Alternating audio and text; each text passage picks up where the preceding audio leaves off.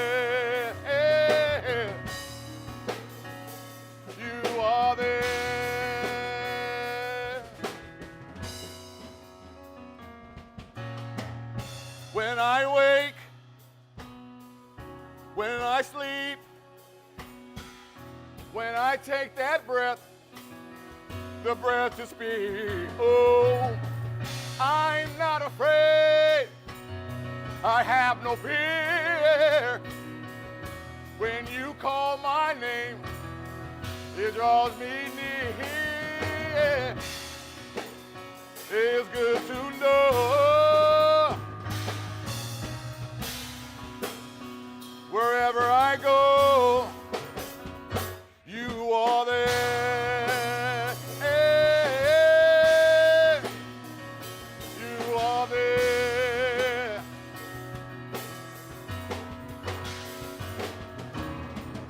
There is joy and love in you. You give peace and liberty. There's no other one I adore. You are everything to me. You guide my every footstep.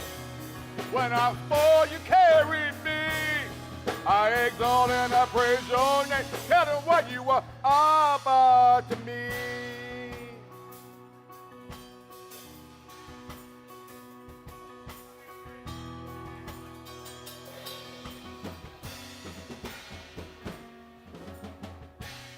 In the evening,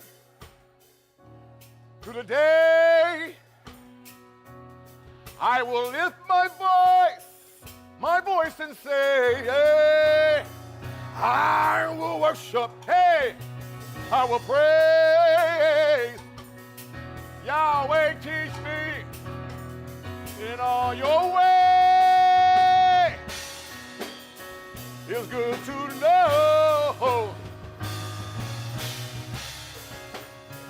wherever I go, you are there. You are there. Come on, there is joy in loving you.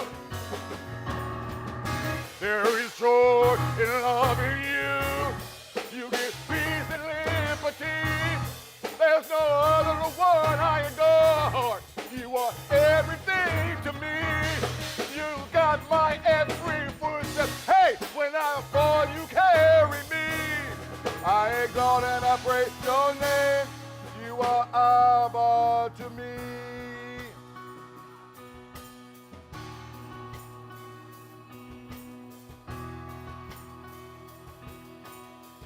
Come on, here we go. You are there. You are there.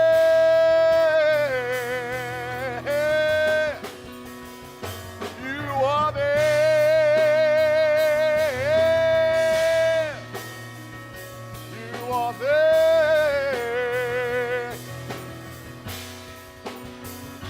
You are there.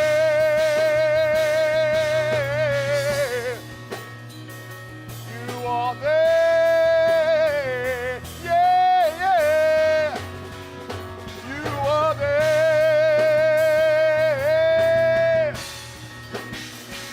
You are there. Yeah, yeah.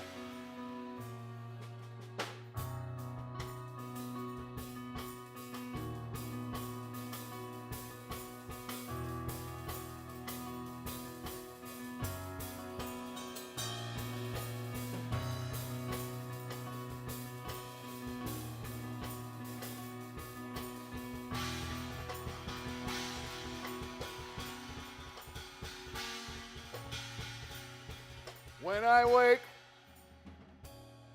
when I sleep, when I take a breath to speak, oh, I'm not afraid. I have no fear. When you call my name, it draws me near. Yeah, yeah, yeah.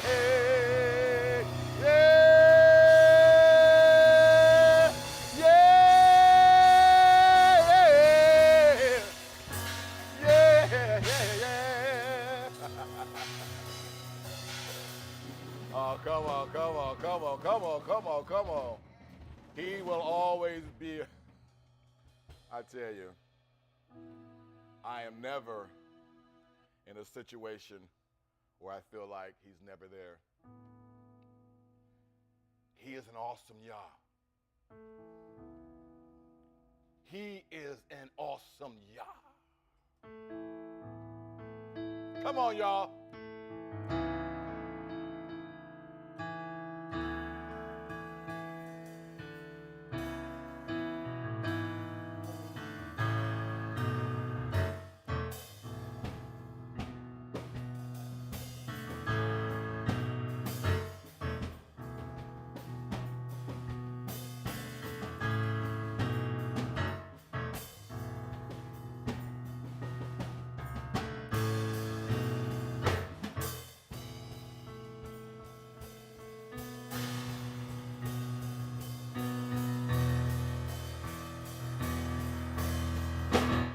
His name is Yahweh.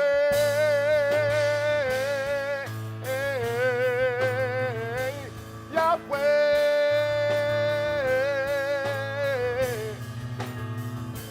Yahweh.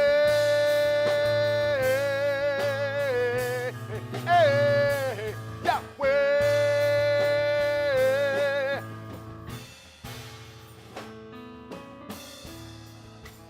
Come on, I can hear you. He will what? He will always be around. So keep your head high. Be strong in your faith. He will never let you down. Come on. He will always care. His love will cover you. Never fail. His word will shelter you. Here we go. Shelter you. Shelter you. His name is Yahweh.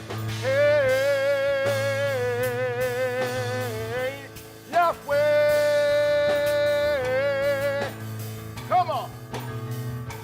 Yahweh,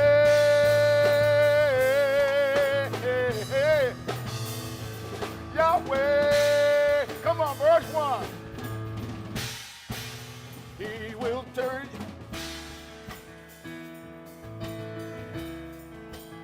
Come on, y'all. He will always be around. So keep your head high. Be strong in your faith. He will never let you down. He will always care. He will cover you. He will never fail. His word will shelter you. Shelter you, shelter you. His name is Yahweh.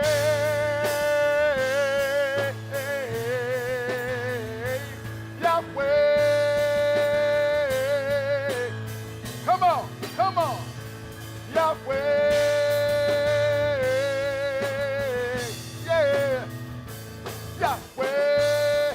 Come on, second verse. To joy in your fears, give you peace. He will be your counselor. So don't you give up and don't be afraid. He will take him at his word.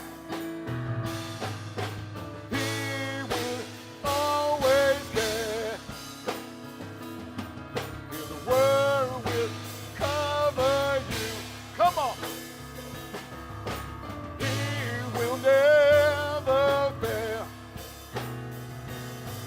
His word will shelter you. Shelter you. Shelter you. name is Yahweh.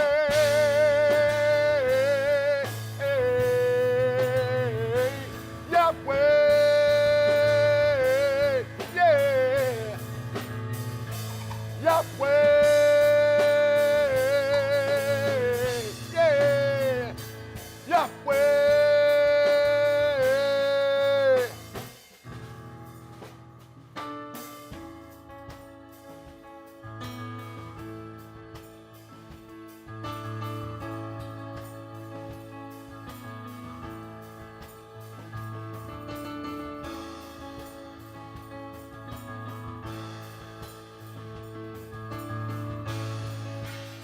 Come on, ladies.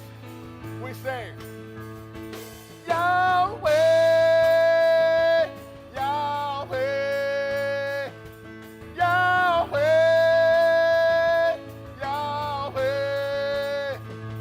Yahweh, Yahweh, Yahweh, Yahweh,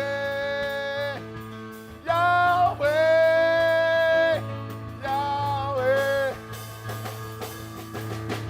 Yahweh, Yahweh, Yahweh. Yahweh, Yahweh, Yahweh. Yahweh, Yahweh, Yahweh. Yahweh, Yahweh, Yahweh. Yahweh, Yahweh, Yahweh. Yahweh, Yahweh, Yahweh. Yahweh, Yahweh. Here we go. Come on, fellas. Come on. Here we go. Yahweh, Yahweh, Yahweh. Yahweh, Yahweh, Yahweh. Yahweh, Yahweh, Yahweh. Yahweh, Yahweh, Yahweh. Yahweh, Yahweh, Yahweh. Yahweh, Yahweh, Yahweh. Yahweh, Yahweh, Yahweh. Yahweh, Yahweh. Yahweh, Yahweh, Yahweh. Yahweh, Yahweh, Yahweh. Yahweh, Yahweh, Yahweh. Yahweh, Yahweh, Yahweh. Yahweh, Yahweh, Yahweh. Yahweh, Yahweh, Yahweh. Yahweh, Yahweh, Yahweh. Yahweh, Yahweh, Yahweh. Yahweh, Yahweh, Yahweh. Yahweh, Yahweh, Yahweh. Yahweh, Yahweh, Yahweh. Yahweh, Yahweh, Yahweh. Yahweh, Yahweh, Yahweh. Yahweh, Yahweh, Yahweh. Yahweh, Yahweh, Yahweh.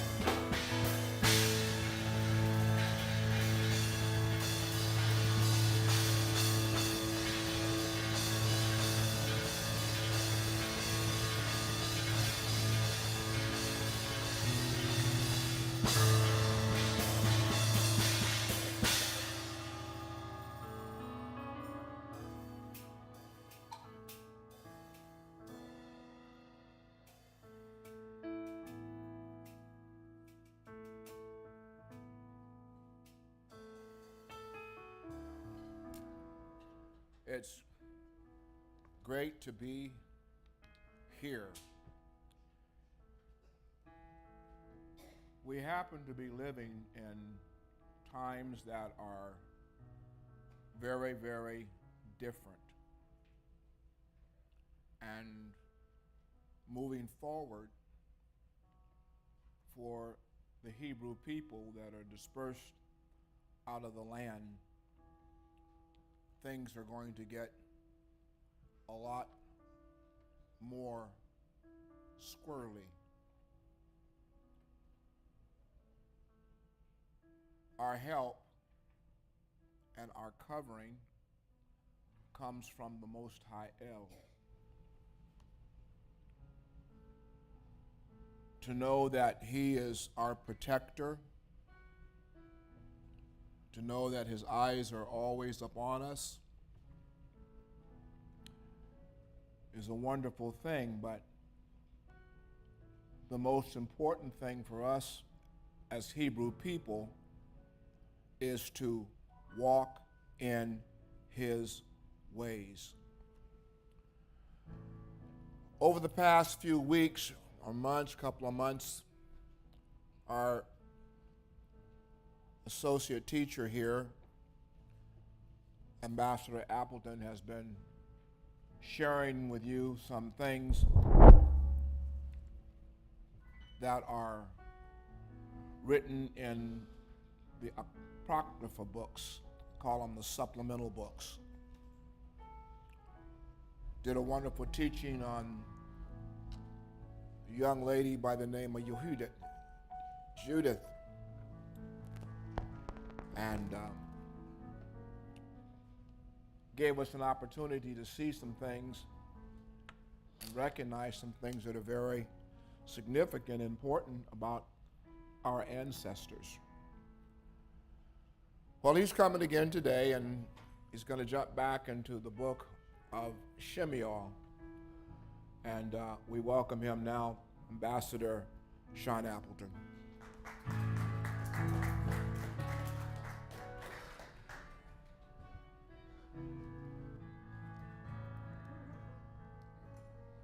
First thing I'm going to do while I'm taking my position is to smile, and to smile at all of you.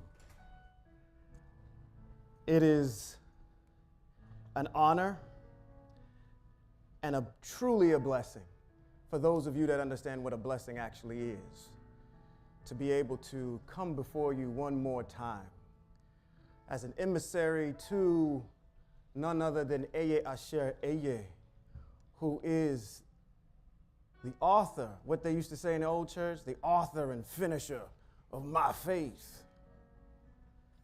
The Most High to the beneficent, the most opulent, gargantuan, grandiose, magnanimous, ostentatious Elohim. I pay homage and thank you for this Shabbat. I thank the Most High for our ambassador, head ambassador here, the Bishop Reverend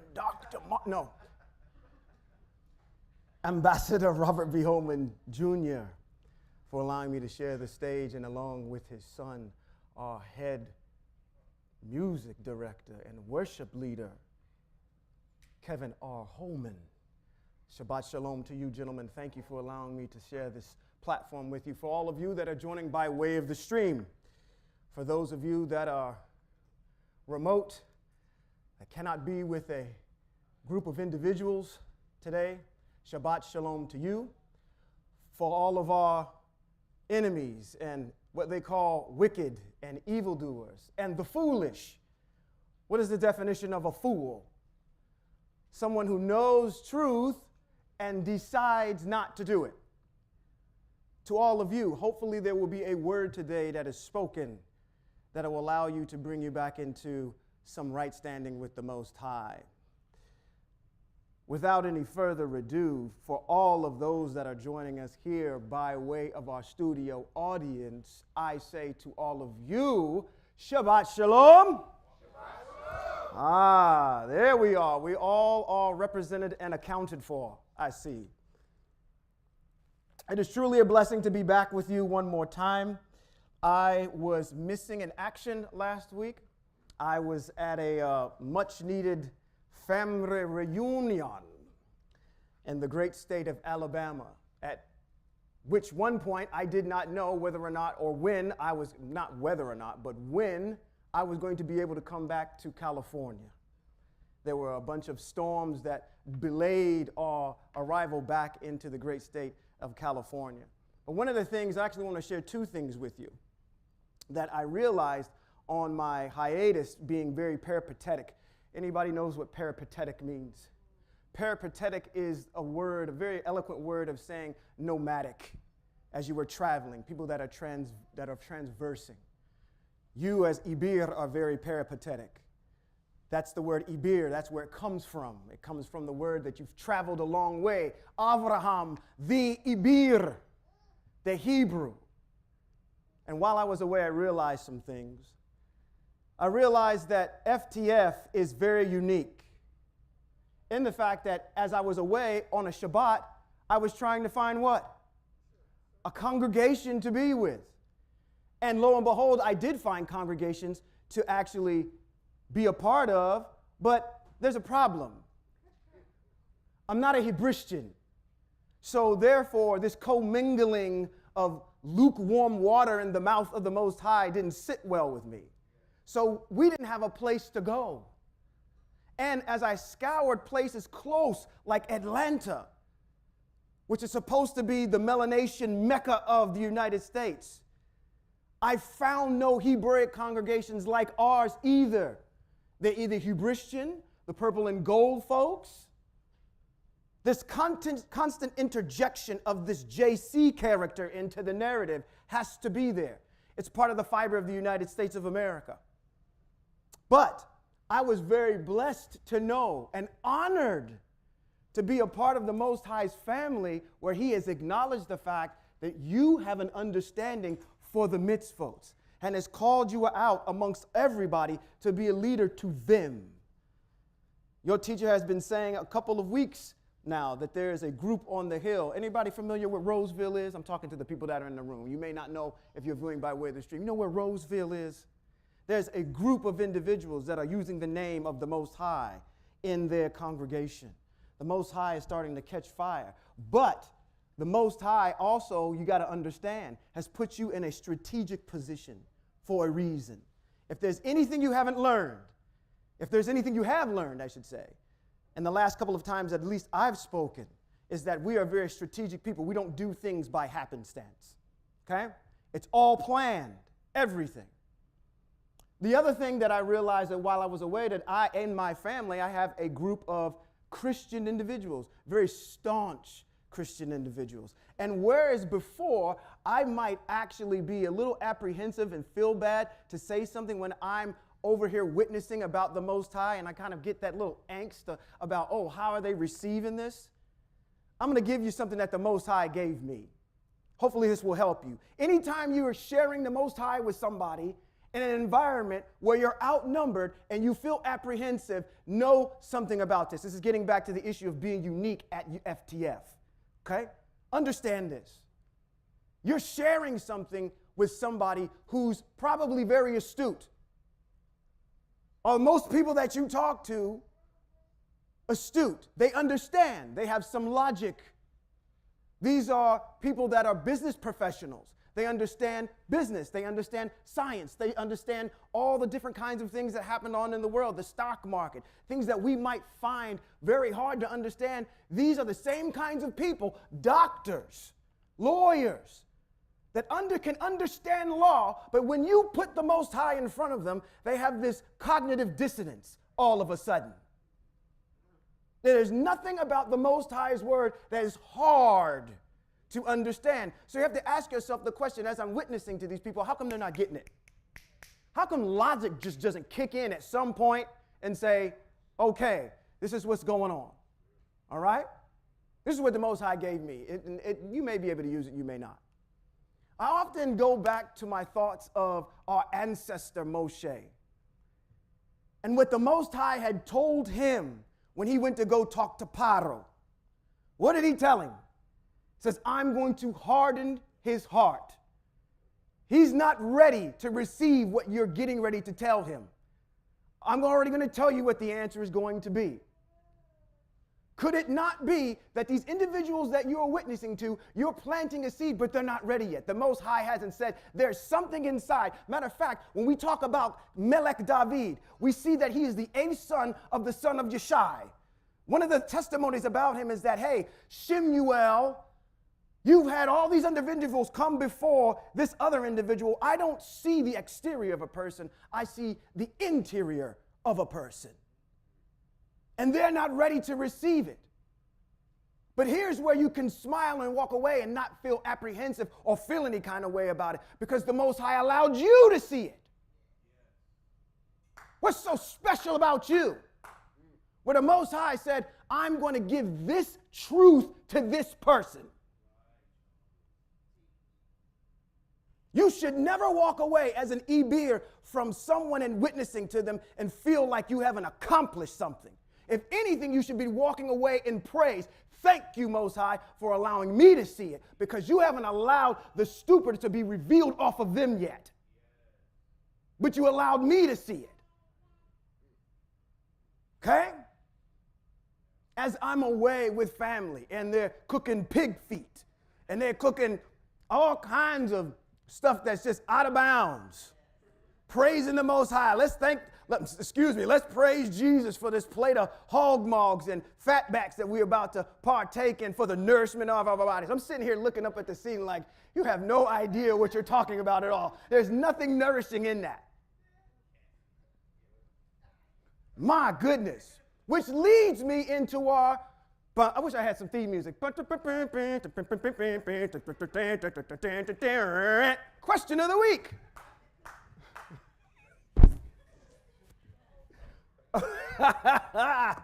The question of the week. What is the diet of an Ibir? What are we supposed to eat? There's two distinct pieces of text that I want to point you to in order to answer this question. First, I want to give you an analogy. Everybody wants to do, Tesla. I can't even use Tesla folks in here, so Tesla people can't even participate into this. I'm being funny. It's my satire. Mercedes-Benz, okay? You're going to go get what? A Mercedes-Benz. You like a Mercedes? Matter of fact, let's upgrade it to a double R. Everybody know what a double R is? Rolls Royce. Let's upgrade it to a double R, all right? As you're rolling off the showroom floor with this double R, you're asking the salesman, what's the best fuel to put in this double R? Because I don't know if it's 87, 89, or 90. Which one's the best one? And he says to you, the best one for you is the 89. It's middle of the road, kind of checks all the boxes. Economics as far as gasoline, miles per gallon, all that kind of stuff. Use that. That's the best one that you can put in there. Part of answering the issue and the question about what the best diet for the Ibir is when you rolled off the showroom floor what the Most High told you should be eating.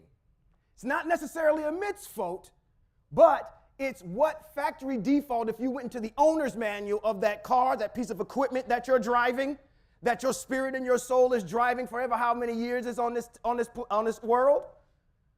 What's the best thing to eat?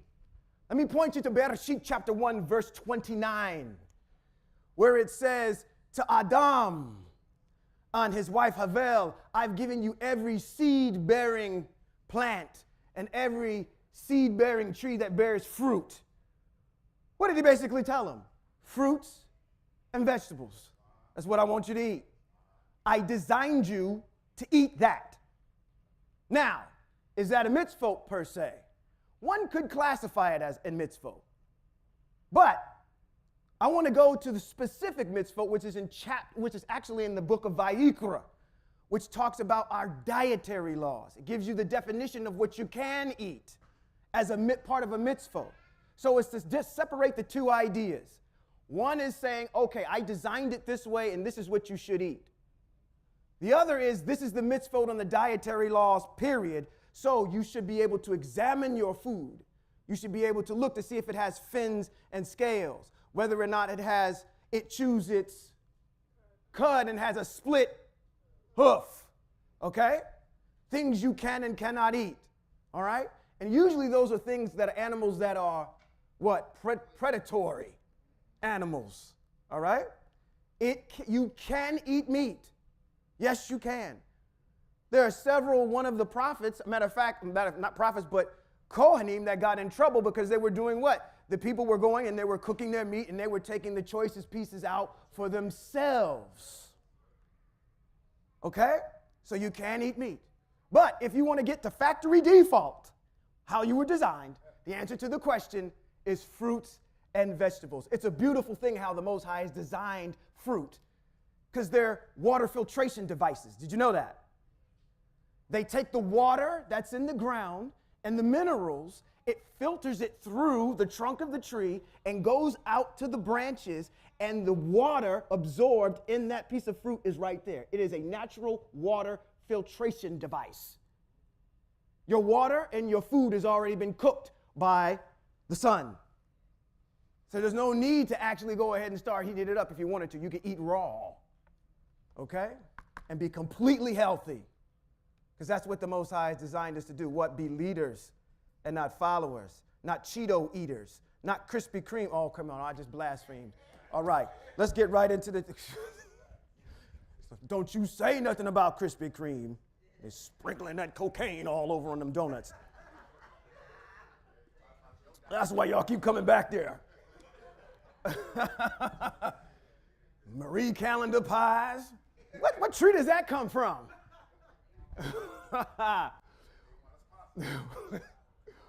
We are going to continue our study in Shemuel. Ooh, excuse me, thank you. I got so enamored with where I was that I did not start where I'm supposed to be starting.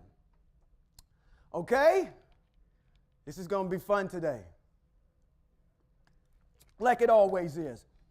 We are going to continue our study in the book of 1st Shemuel. There are 2 books in the book of Shemuel. We're going to do chapters number 17 and 18. Now, before I get into chapters number 17 and 18, let's go back and kind of recap where we are. We're in the fledgling state of introducing Melech David. He's still a young boy at this particular time, and we've seen kind of the disparaging, diminutive state of Melech Shaul. King Shaul is now the king because the people said what? We wanted a king. We want to be like everybody else. There's your first problem right there. You're not designed to be like everybody else. You're supposed to lead everybody else. So that's the first problem. So no problem. There's a mitzvot that says if you want a king, we'll give you a king, but I, the Most High, am going to pick it. There's no doubt in my mind that Melech Shaul is one of these individuals that's teaching our people why you don't want a king. This is the reason why, because this is what you'll end up with. So this is a teaching tool. Think of him as the rod that's teaching Israel, this is what you asked for. Do you really want this? Okay? So we see David get anointed. This is where Shemuel is coming in town. He anoints David, says, and then we have that famous piece of text that says in the Masoretic text that says, I see the inner workings of a person, not the exterior of a person. The Most High is saying this to Shemuel because he's kind of befuddled as to why he's gone through all these sons, and then this last one here, he's like this little ruddy kid right here. So let's talk about David for a second because we're getting ready to get into some juice with this guy. Tell me a story about him. What do you know about him? Other than he's a king. Let's get that out of the way. Let's do the easy stuff, the low-hanging fruit. He's a king. I get that. What else? Shepherd. He's a shepherd. Give me a story. Wait a minute. David on Goliath. All right, what else?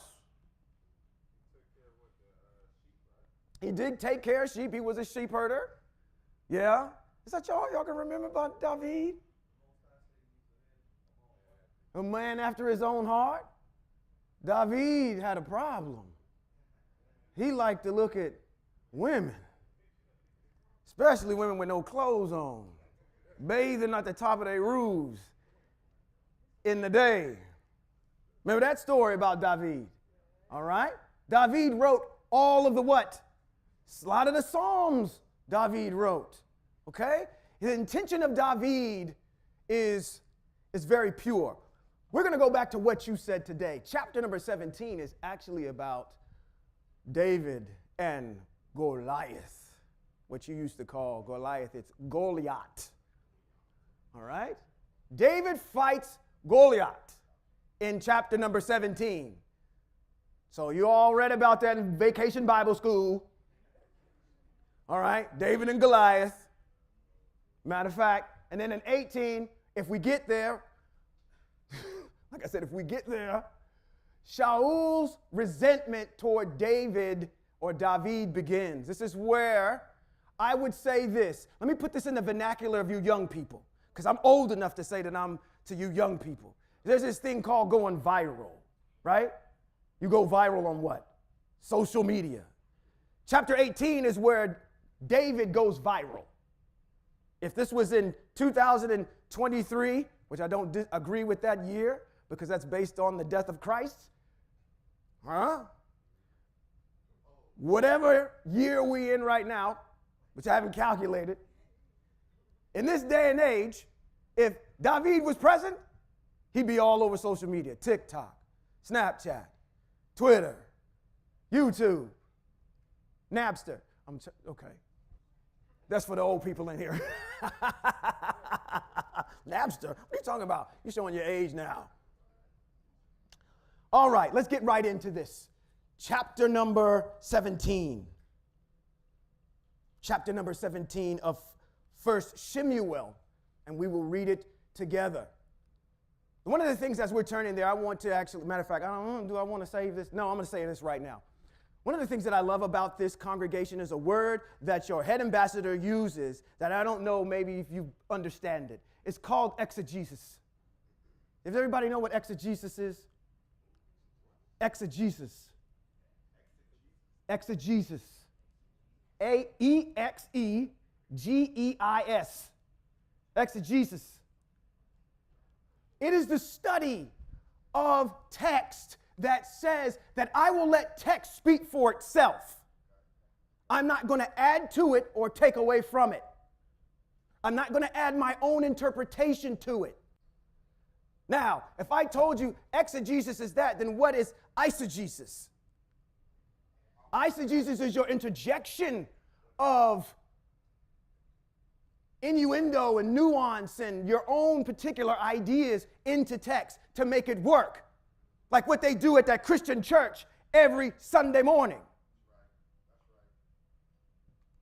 When you sit up there and you listen to somebody open up a text and then springboard off of it and talk about relationships and your PG&E bill for the next 45 minutes. That has nothing to do with the text at all. You over here dancing the jig, foaming at the mouth for what? Because that's what our people like. We like entertainment because that's all that is. But when it comes time to learn something, you don't do that at your university. When your teacher is up there, when your professor is in that room, you ain't sitting around rolling around picking a bale of cotton, climbing the walls like Spider-Man. Okay? That is something that is imposed by melanated folk as a part of our culture that doesn't mean anything. Oh, he talked today, but you didn't learn a doggone thing. That's why you remain in exile. That is why when you get your next president and he opposes all this BS on y'all, excuse me if I'm out of line for saying that. You deserve it. Every bit of it. Because you decided that you wanted to do what? We'll do what we want to do.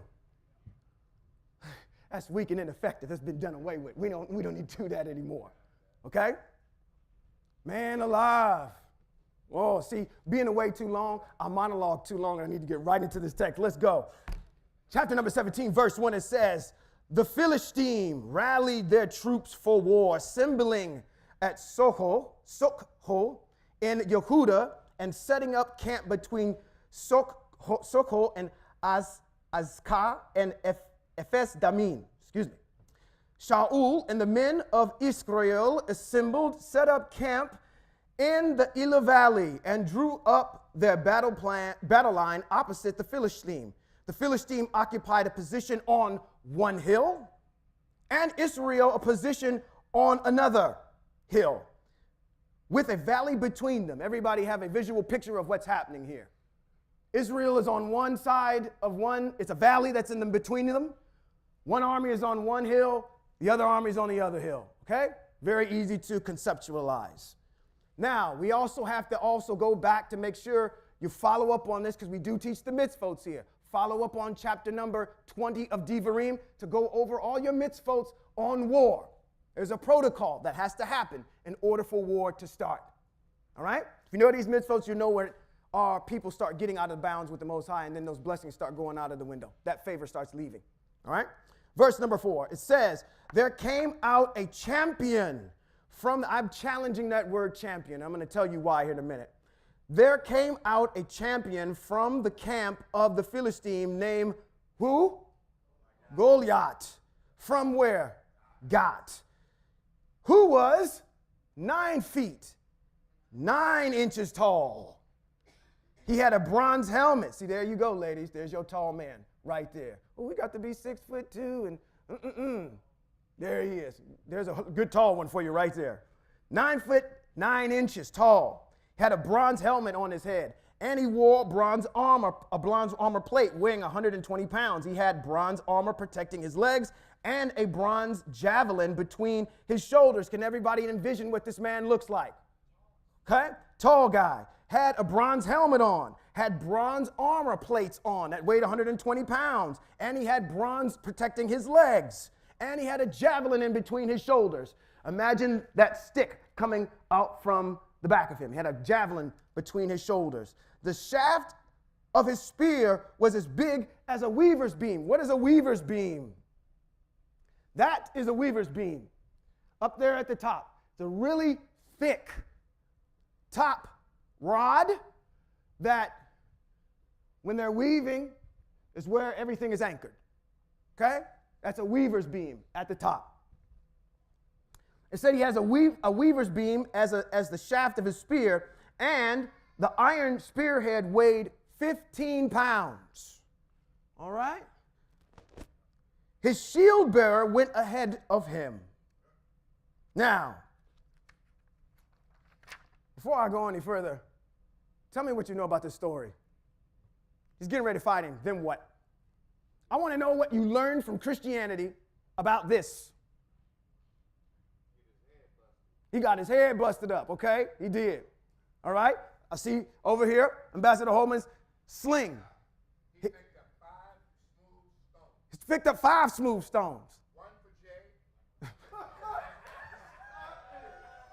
Come on, where's the microphone? You need to come on up here since you all walking up here already. One for SUS. Yeah. He picked up 5 smooth stones. See, he had an intention for where they was going. What else? What else you know about him? This story. Yeah. Come on, what else you learn? Okay, that's good. That's good. Let's fill in some blanks about Goliath to give you some kind of reference about him. Who else do we know about that was tall, that was an adversary to the people of the Ibir? Who was also tall that we fought? There was a kingdom of people that we fought, and their leader was tall. The Amalekites, kind of. Yeah, I'm speaking of 2 individual kingdoms that we encountered, Yahushua, I believe, encountered before we went into the land. Og, the king of Bashan, had a bed that was 13 feet and a half by 6 feet wide. He had a bed, it's 13 feet. There ain't no 6-foot man sleeping in a 13-foot bed. Okay? He's tall. So considering the fact that he was tall, he's probably somewhere in the neighborhood of the height of Goliath. He was very tall. All right? Some other exposition and backstory, if you ever encounter it. In the Dead Sea Scrolls, it says that Goliath was 6 foot 9 inches. In the Masoretic text, it says that he was 9 foot 9 inches. So you're going to actually see a little bit of discrepancy there in how it's translated. But he is actually 9 foot 9 inches tall. Now, David used a small sling to defeat Goliath. He used probably a rock that was close to the river called barium sulfate. Barium sulfate has a property where it's twice the mass of a regular rock. Let me give you some perspective. How many of you like baseball? Okay, there's like 2 people in here that like baseball. 2, 3 people, 4 people that like baseball.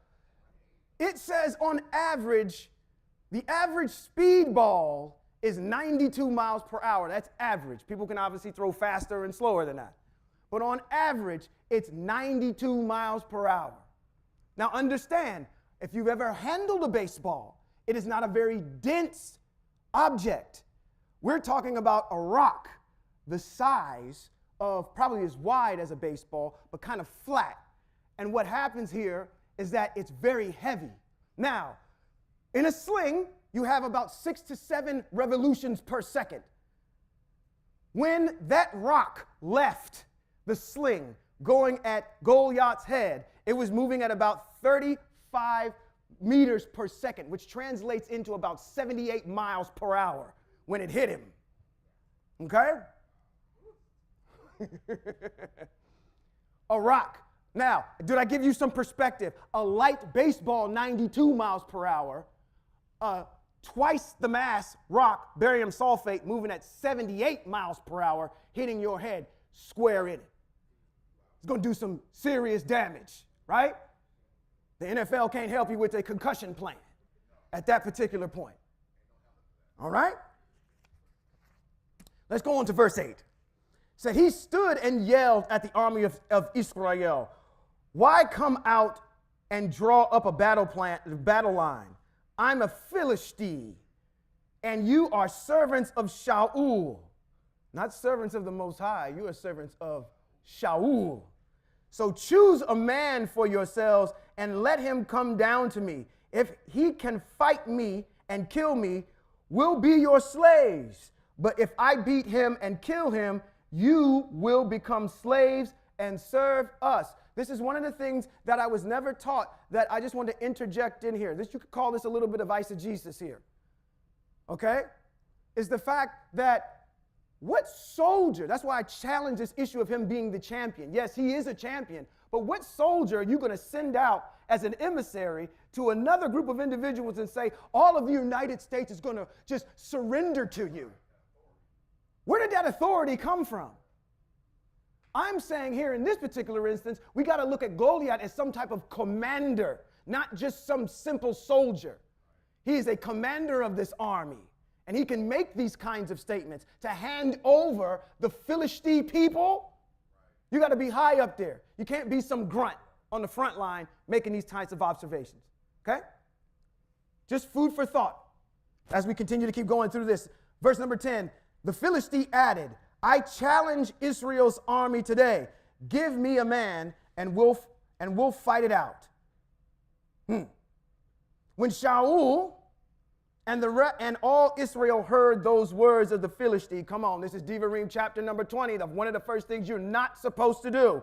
It says what? When they heard the words of the Philistine, they were shaken and terrified. That is a problem with our people, you melanated folk.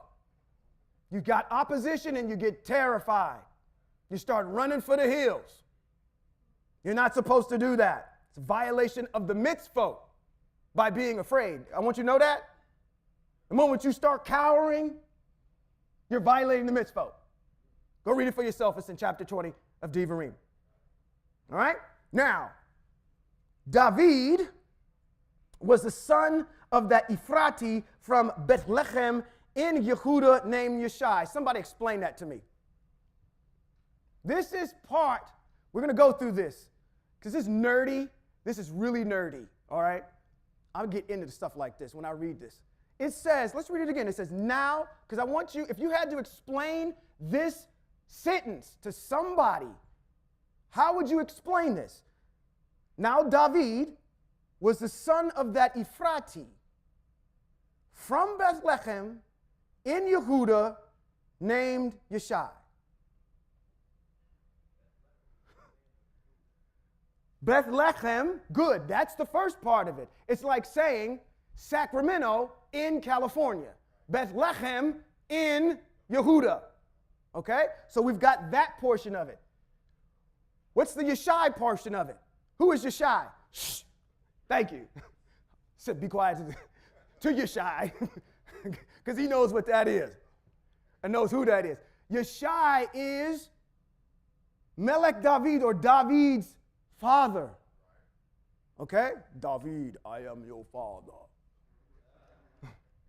So what's this Ephrati business?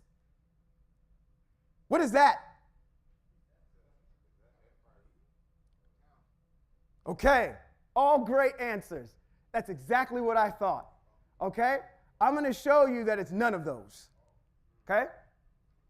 I thought at first it was Ephraim, and that's what threw me off. I said, okay, the Ephrati. David is not an Ephrati. David is a Yehudim. So how can he be from the tribe of Ephraim and then being called an Ephraimite here, and he's from the tribe of Yehuda? That doesn't make sense. Okay? So that can't be it. All right? What's the other issue? It's an actual place. Now, there is a place called Ephraim, okay?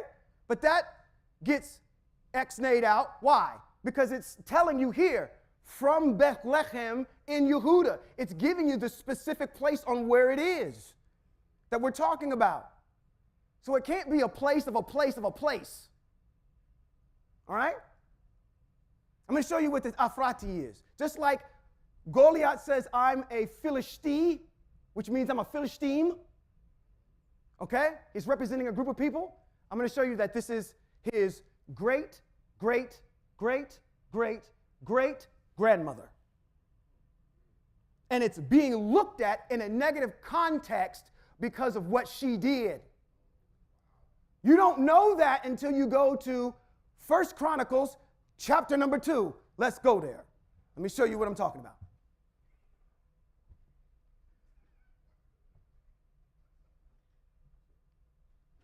Now I'm going to try to pull this up. Come on. Come on. There we are. 1 Chronicles chapter 2 gives you the lineage of David. Okay? The sons in verse 3, the sons of Yehudah. Starts going through all the sons of Yehudah. Then you get to Peretz, Zerach.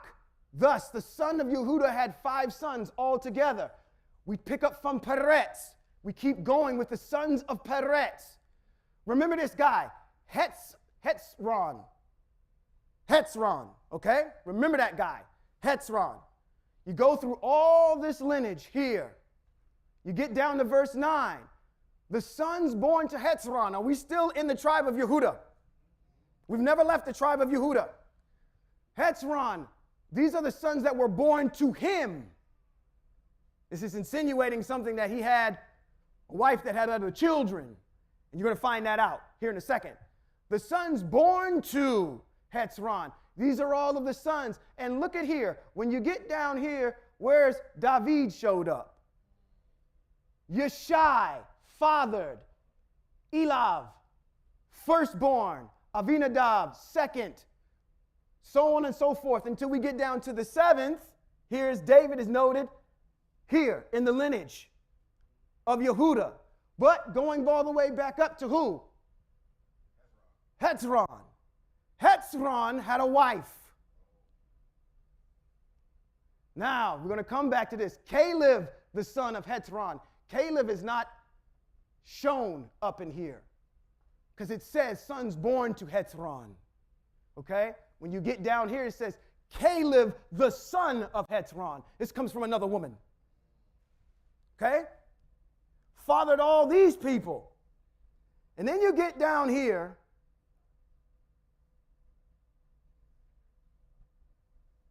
Where is she at?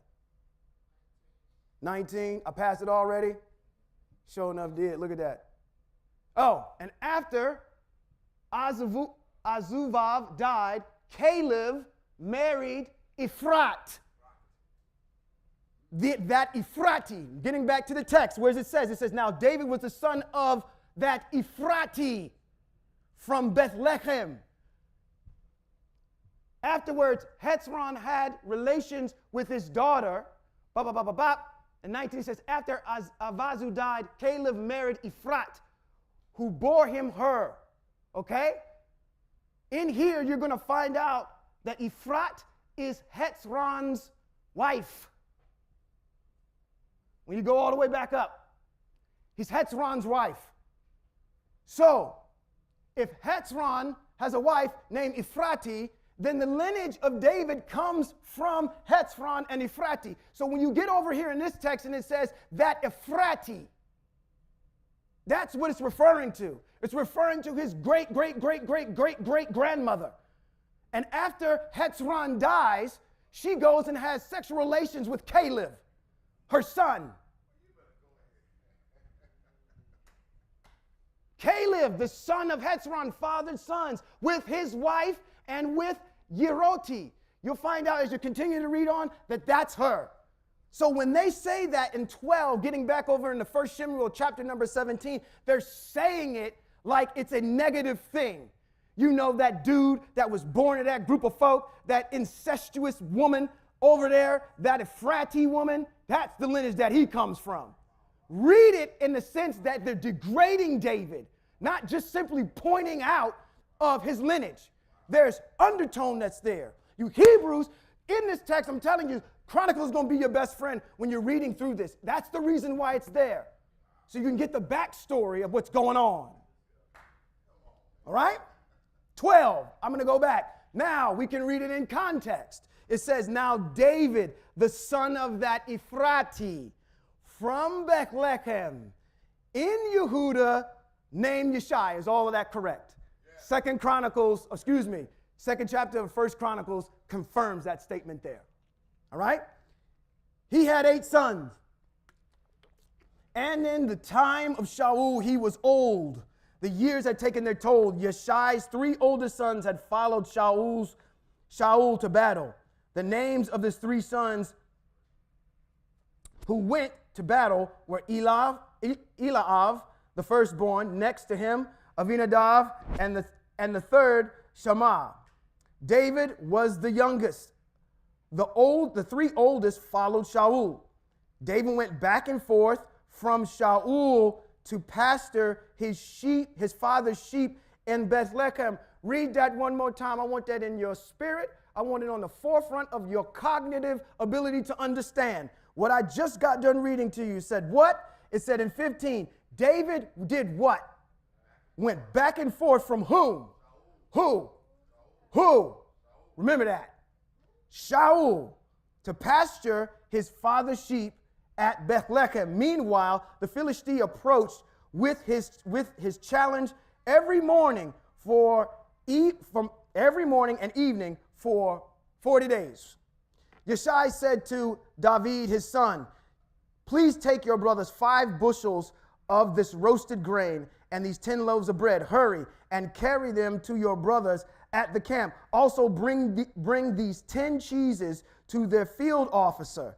Find out if your brothers are well and bring back some token from them. Shaul and your brothers, with all the army of Israel, are in the Eli Valley fighting the Philistine. Problem we have here. What is David to Melech Shaul right now? He has a job. It says he goes back and forth from where? From Shaul to his father's pasture. What is David doing with Shaul right now?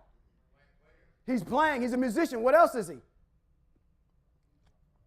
He's his armor bearer. How in the world does your armor bearer not know that y'all just went to war? This is the kind of leadership that we are under. All right? It's like showing up to class without any pencils or paper. We're going to fight, and you don't have your armor bearer is missing? Okay? But I'm pretty sure that there's somebody that probably covered for him while he was away. But just something to keep in mind. Your armor bearer is gone, but he knows who David is. 20. David got up early in the morning and left the sheep with a helper, took his load and set out. As Yeshai had ordered him, he arrived at the barricade of the camp just as the troops were going out to their battle stations and shouting the war cry. Israel and the Philistine had set up their battle lines facing each other. I think another song is going to come out of that. The battle cry. Okay. All right. Israel, back to 21. Israel and the Philistine had set up their battle lines facing each other. David left his equipment in charge of the equipment guard. At least David had enough sense to go to the battle with some protective gear on, and ran to the troops, went to his brothers and asked if they were well. As he was talking with them, there came the champion, the Philistine from Gath, named Goliath, from the ranks of the Philistines, saying the same words as before, and David heard them. When the soldiers, so what did he hear? Send out your best champion, and I'll fight him. We lose, we'll be your slaves. If you lose us, you'll be our slaves. Okay? He heard this. 24. When the soldiers from Israel saw the man, they ran away from him, terrified. Another violation of what? The mitzvot. Devarim chapter number 20. You are not to be afraid. All right? We're violating mitzvot already off the bat. The soldiers from Israel said to each other, you saw that man who just came up? He has come to challenge Israel. To whoever kills him, the king will give a rich reward. He will also give him his daughter and exempt his his father's family from all service and taxes in Israel. This is a little arrogant on the part of Shaul, okay? If you have duties and services that are allotted to you by the mitzvot, no king is going to come behind you and circumvent them and wax them and just take them out, okay? If you have things you have to do a part of the mitzvot, you got to do them. But what is he doing? He's offering his daughter, said, hey, you will be a prince, all right? Come on, let's put this in the vernacular of today. Not even the vernacular of today. Let's put this into today's lingo. Joe Biden says, Isaiah. Yeah, we know who that is. Where's he at in here? Yeah, says to you. Check this out. I want you to go fight this group of people over here, all right? And I'll give you my daughter as a wife. Your family won't have to pay any more taxes.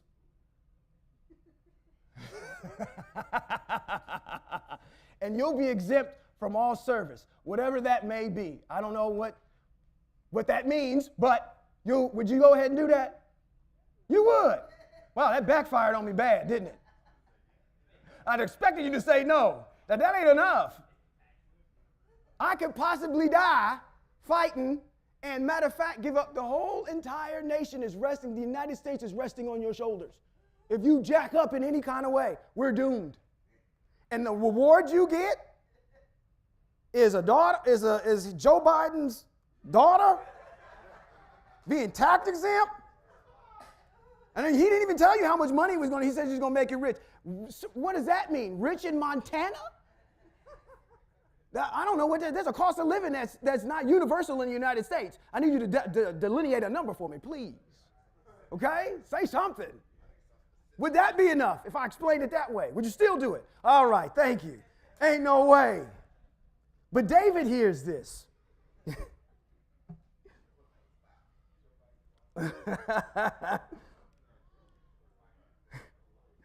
26. David said to the men standing with him, oh, come on. What reward will be given to the man who kills this Philistine and removes this disgrace from Israel? Who is this uncircumcised Philistine? Anyway, come on. Y'all got to understand what that means. This is a guy. Now understand, they call him a boy, but in order to be in the service of the Most High's army, you have to be how old? Thank you. So he is not a child. He's not an adolescent. He's a young adult. Okay? This ruddy kid, that gives you this idea that it's somebody like my son who's 9 years old going on. No. That's not it. But if you know the mitzvot, you'll know that. Okay? So we got this issue here. All right? Where he says, you uncircumcised Philistine. I'm identifying that you have no right to that land. You have no right to be in the Most High's presence. You uncircumcised, uncoveted, unprotected by any Brit at all. Your ancestors weren't made with that covenant. Ours were. So when I identify you as an uncircumcised, that means that you don't have any right to anything when it comes to the Most High. You uncircumcised. Fill in the blank, what you're going to fill in there. All right? He calls him an uncircumcised Philistine. You have no right to the covenant. Whatever you decide to come with, you are going to lose. All right? Who is this uncircumcised Philistine anyway? Who is this dude? I ain't never heard of him. Wait a minute, come on. Who is this dude that he does what? See, now I'm about to get into this whole entire, I might grab my ear on this one. It says that he challenges the armies of the living El. Who is this guy? 27, the people answered with what they had been saying, adding, that's what will be done for the man who kills him. Eliab, the oldest brother, heard when David spoke to the men, and it made Eliab angry at him. He asked, why did you come down here? With whom did you leave those few sheep in the desert? I know how conceited you are and how wicked your heart is. You just came down to watch the fighting. See, what we got issues here is that we already told you that these people are following after Shaul. Their leader is what? Their leader is like this too, okay? Very jealous. Shaul has already been told, you are not going to be the person that's going to lead Israel in the future. You got pretty much cut off already because you've messed up. Shemuel has already prophesied this to Shaul. So what is Shaul doing? He's looking for this next person that's supposed to be coming after him, okay? His brothers are taking on this same type of attitude. You're just conceited and wicked. Why? Because I got anointed and y'all didn't? Is that your problem with me? I was just out in the field. They told me to come in. The next thing I know, I'm befuddled just like you are. And you got hate. Now, here, Christian church, here's a passage that you can preach right here. Have you had any haters? Because this is exactly where you can go to get this. All right? Put $5 in the tip jar on your way out when you wipe your feet at the door. I'm trying to tell you, this is what you need to do. Do you have any haters? Because that's exactly what David had at this particular point. His family was hating on him. They said he was conceited. Now, I got to think in my mind here to say, okay, family knows family. Okay? Now, I'm going to use my wife as an example. She's going to hate me for this when I get in the car. I'm going to get it. But I know that anybody that's probably in a form of leadership has had this same conversation. See, you like to get up in front of everybody and say what you say and act like you act, like you know something about that text. But I know what you like at home. I know what you really like. So you put on that facade for everybody. And sometimes when you're trying to, I know you. I know what you're trying to do. Put yourself in that position with the brothers talking to David. I know what you about. You just conceited. You think you holier than now? You think that's what this is about? That you just want to come down here and watch us die? I know how you really are. Don't think that you're some cold-blooded piece of work over here, because I know you. That's how they're talking to him. All right?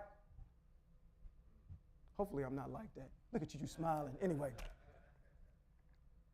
Said, look how conceited, and I know how wicked your heart is. You just came down here to watch the fighting. 29, David said, what have I done now? Come on, I just showed up. Dad just told me to come down here and bring y'all some cheese and crackers.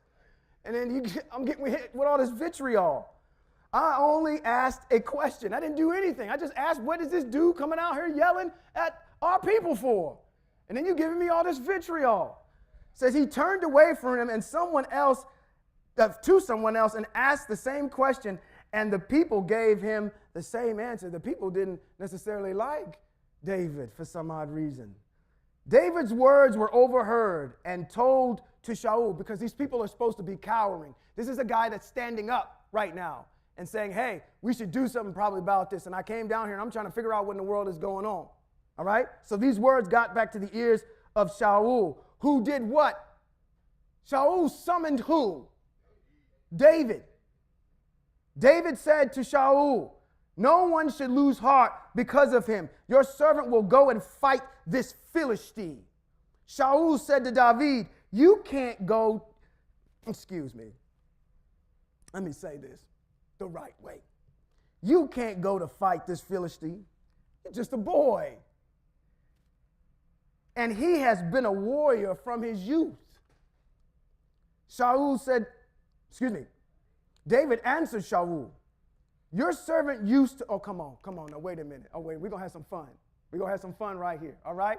So if your neighbor sleep, just push him real quick. You got to be up for this one. We're going to have some fun right here. I want to show you how cold-blooded your ancestor is. David is not a man to be fooled with. And I'm going to show you right here. He says, in his dissertation to the king, he says, your servant used to guard his father's sheep. Okay, there's no big deal about that. When a lion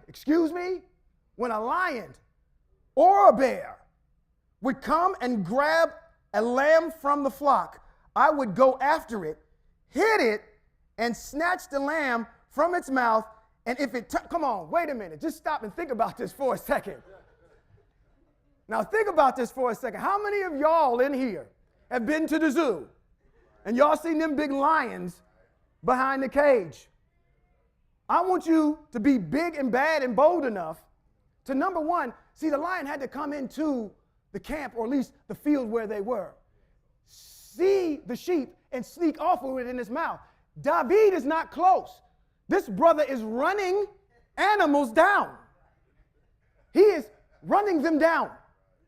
He says he hits them when he gets close to them. I wonder with what?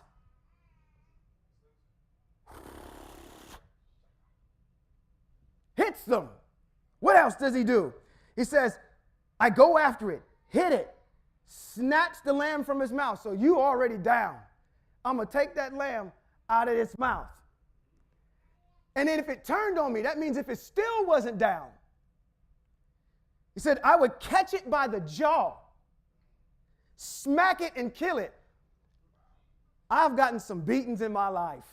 And I've never gotten one that I felt like I've gotten smacked so hard that my soul just left my body. I've never been in that situation before. But this man has a testimony that says, if it happens to wake up after I crack its dome and it gets a little gnarly, I'm going to grab it by its jaw and I'll smack it until it's dead. How many of y'all got that testimony? Y'all can't even, oh, good gracious, there's a spider over here, let alone a lion. Spiders got y'all backpedaling. We're talking about lions and bears. Lions, tigers, bears, oh my. This is your ancestor. He has no problem honoring Devarim chapter 20 when it says, I have no fear. This is just an overgrown bear. Look at what he says. Your servant has defeated both lions and bears, and this uncircumcised Philistine will be just like one of them because he has challenged the armies of the living what? All right. We on one accord. Then David said, Eye Asher Eye, who rescued me from the paw of the lion and from the paw of the bear, will rescue me from the paw of this Philistine. Shaul said to David, go. May Eye Asher Eye be with you. Who is Shaul talking to? Why do I keep making this remedial point? You'll see here in a minute. He's talking to David. All right. Okay, good. We're all on the same page. 38. Shaul dressed David in his own armor. Stupid. What? Why? Shaul said what? He stands head and shoulders above everybody in Israel. Have you seen a little kid put on some mommy and daddy's clothes and walk around? You know, this is dumb. Why would you put your armor on him? He's too small. This is your leader. This is your leader, okay, that y'all wanted. Says he put his armor, let's start at 38. Shaul dressed David in his own armor. He put a bronze helmet on his head and gave him armor plate to wear. David buckled his sword on his armor and tried to walk, but he wasn't used to such equipment. David said to Shaul, I can't move wearing these things because I am not used to them. So David took them off. Then he took the stick in his hand and picked up 5 smooth stones. Why? Goliath's one person. David has, oh, come on, let me just read it for you. Let me go there. Come on. Let's go to 1 Samuel chapter number 13, verses 19 through 22. I want to just show you something about how tactical David is. There's a reason why he's so tactical and such of a sharpshooter with this sling. And it happens back in chapter number, 13 of 1 Samuel, where it says in verse 19, now there was no metalsmith to be found anywhere in the land of Israel because the Philistine, is that who we're fighting? All right, the Philistine had said, we don't want the Hebrews or the Ibir making themselves swords and spears. So whenever any of the people of Israel wanted to sharpen his hoe, plowshare, axe, or pick, he had to go down to the Philistine, where an exorbitant price, where 2/3 of a shekel for filing a pick or plowshare, and 1/3 of a shekel for filing an axe or setting an ox goad in its handle. Thus, when the time came to fight, no one in the army of Shaul, is David in the army of Shaul?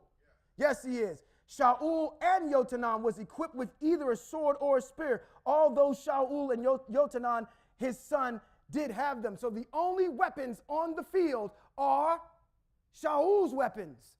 And then we have everybody of the Ibir army with slings. They became very good at what they could do because they were forced to. Now, let's go back over into 17 of 1 Samuel. Said in 41. Excuse me, I can't go that far. We got to go back to 40. It says, then he took his stick in his hand and picked up 5 smooth stones. He's a sharpshooter. Why does he need 5? And it's not because he has one for Jesus. He doesn't have one for Peter, Paul, or Luke. Why does he pick up 5 if he only needs 1? Come on, Hebrews. We don't need just in case. He's a sharpshooter. He says, listen, when he's telling you his testimony about cracking that bear, he says he hit him once. He hit him, he went down. Casey moved? No. Let's go. I'm going to prove it to you. Goliath had, let's go to 2 Samuel chapter 21, verses 20 through 22. And I'm going to read it off the screen. Hopefully I'll put it in there. Did I not put that in there? I don't think I put that in there. Matter of fact, while you get it up here, I'm going to do this. I got to start using this more often. Okay, let's go to, what did I say? 2 Samuel. Come on, 2 Samuel. Where are you at? Samuel. So there he is. 2 Samuel. What did I say? 2 Samuel, chapter number 21. Chapter number 21, verse 20. Verse 20. It's all the way to the end. Let's find out a reason why he picked up 5 stones. And before I do that, I'm going to ask Kevin Holman a question publicly. Okay? I'm going to ask him a question publicly. Let's say somebody walks in here right now, in the back. He says, goes to your father and says, are you Robert B. Holman Jr.? He said, well, yeah, I am. He said, can I speak to you for a second? Robert B. Holman Jr. goes up in the back with this individual and goes to the back. They're standing right there in the doorway. And you start to hear this individual get really starting belligerent with your father to the point where he's in your father's face, getting ready to put his hands on your father. Okay, so what this man just professed out of his mouth was that, in verbatim, he said he ain't even getting that far. Okay? Don't give my thunder away. Stop. 20. Think about that for a second. Think about that dynamic. It says, there was again a war at Gat. This is a second war at Gat, okay? Where there was a belligerent man with 6 fingers on each hand and 6 toes on each foot, 24 in all. And he was the son of a giant. When he mocked Israel, Yotanan, the son of Shim'ah, David's brother, killed him. These 4 were sons of the giant in Gat. He's got kids. David is not an idiot. If you decide you want to come after me after I done got out your daddy, I got 4 stones for you and your sons. Okay? You Hebrew, let me tell you something. This is the problem that I'm having here. Not really a problem, but when you're reading the text, all I can do is encourage you is to say the author is very specific when they're using numbers. He's just not going to tell you he picked up a stone. If he picked up a stone, he picked up a stone. But he picked up 5 stones. The question should be, why? He had 4 sons he had to get rid of in case they wanted to come out and defend their daddy. All right? That's why we got 5. So let's go back to chapter verse 40 in the same chapter of 17. It says, then he took the stick in his hand and picked up 5 smooth stones for you and your cronies from the riverbed. Why? Come on, why? They smooth, but this is what I'm getting at. Every so often, Sacramento has a gun show. And when you're at these gun shows, they have all kinds of ammunition. If I'm being told that I can't sharpen any of my knives or any of my weapons and I get really good at slinging stones, guess what I'm going to become an expert at? Knowing what stones to use. I'm going to the riverbed, not picking up a rock that's by my foot. I'm going to the riverbed. Why? Because I understand that I need something fast that has aerodynamics on it that will be able to smack you dead in the face.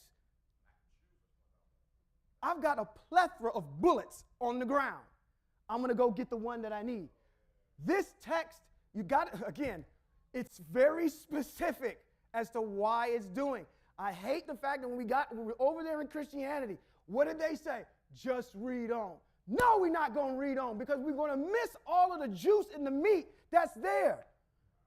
Why don't you take some more time and read it before you read over it?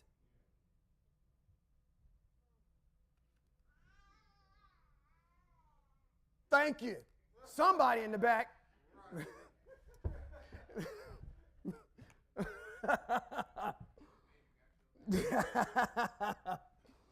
41. So the Philistine, with his shield bearer ahead of him, came nearer and nearer to David.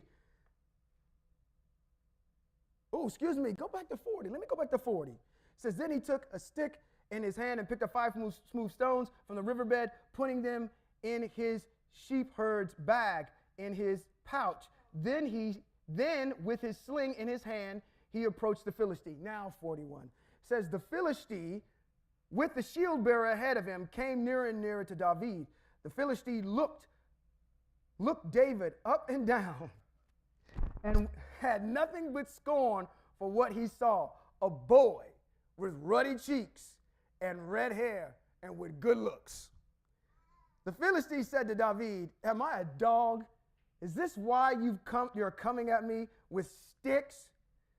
And the Philistine cursed David by his El. Oh, excuse me. You're going to use Eye Asher Eye and curse me by Eye Asher Eye? Excuse me. Wow. The disrespect that's happening here. Then the Philistine said to David, come here to me, so I can give your flesh to the birds in the air and the wild animals. Come on, this is a sermon right here in itself. This is a sermon here. If I have ever wanted to be a preacher, ever in my life, this would be the text that I would be going on right here. This is so easy to springboard off of. 45. It says, David answered the Philistine. See, when you're at work and you got your colleagues want to come next to you, you say to that uncircumcised Philistine, you are coming at me with a sword and a spear and a javelin, but I'm coming at you in the name of Eye Asher Eye.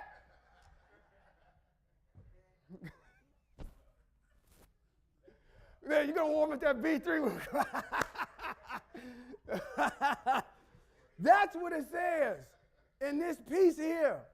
He says, look, he says, you are coming at me with a sword, a spear, and a javelin, but I'm coming at you in the name of Eye Asher Eye Savaot, Lord of hosts, I can't even go into all of the adjectives and the things that I want to place on the Most High. It says the El of the armies, Yahweh Rapha, Yahweh Hasophet, Yahweh El Shaddai, El Elyon. Which one do you want? The El of the armies of Israel, whom you have challenged. You haven't challenged me. You've challenged Yahweh. Today, Eye Asher Eye will hand you over to me. What a bold statement. I don't have to do nothing. The Most High will hand you to me. I'm getting in the ring, getting ready to fight Mike Tyson. Don't worry about it, Mike. You will be handed to me. This will be handed to me. I don't have to fight you or do anything because you're not fighting me. You're fighting the Most High. That's boldness and confidence.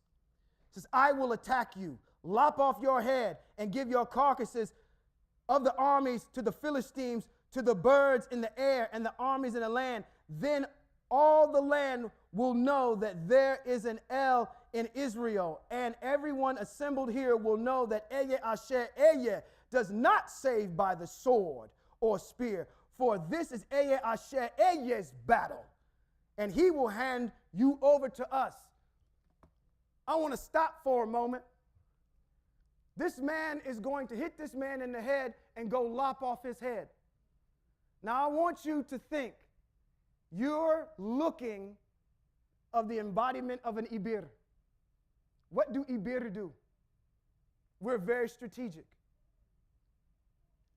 Is there any coincidence that I took a hiatus and did the book of Yehudit before I got here? What did Yehudit do to Holophanes? Took his head right off. Your ancestor Yehudit did the same thing. When I read this and I saw this, this sounds exactly like another one of our ancestors who's done something major for our people, but she's an unsung hero. That is why I stopped. I did that strategically to insert that in there so you could see both the parallel of the male and the female. Energy here being the same as being fervent for the Most High. It's clear and bold-faced. I did not do that just by happenstance. The Most High orchestrated it that way. Okay? So, look at your parallels now between Yehudit and David.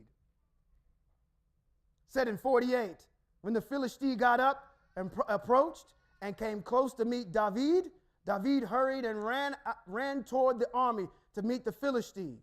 David put his hand in his bag and took out a stone and hurled it with a sling. It struck the Philistine in his forehead and buried itself in his forehead so that he fell down on the ground. Just like another individual that stood, or some portrayed individual like Dagon, who fell down on his face before the Most High. Now, when we come back next time, I'll tell you what happened after he beat Goliath. Let me bless you. And hopefully you got something out of this today, some exposition was shared to you that you can keep and grow with. Yivareka Yahweh v'yishmareka, Yael Yahweh panav eleka v'heleka, v'huneka yasa Yahweh panav eleka v'yasam laka shalom. Which simply means, may Yahweh bless you and keep you. May Yahweh make his face to shine on you and show you his favor. May Yahweh lift up his face towards you and give you shalom. Until next time, thank you.